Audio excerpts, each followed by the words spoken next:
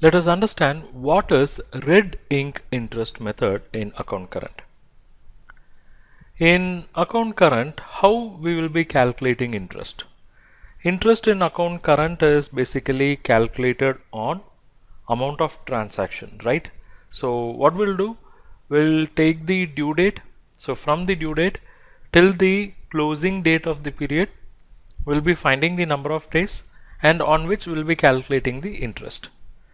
So if you take the bills or future dated invoices, what will happen?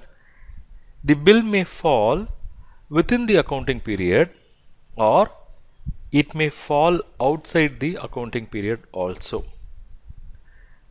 If the bill falls within the accounting period, okay, if the bill falls within the accounting period, we will be following the normal procedure.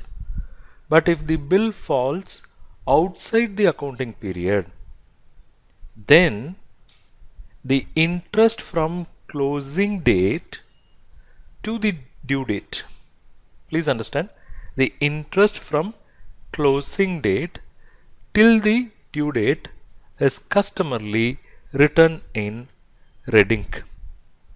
So this interest will be called as red ink interest. So what is the significance?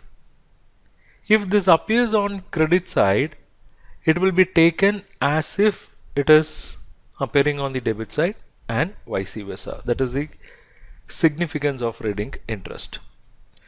So it is not necessary that when we say red ink interest, it should be written only in red ink.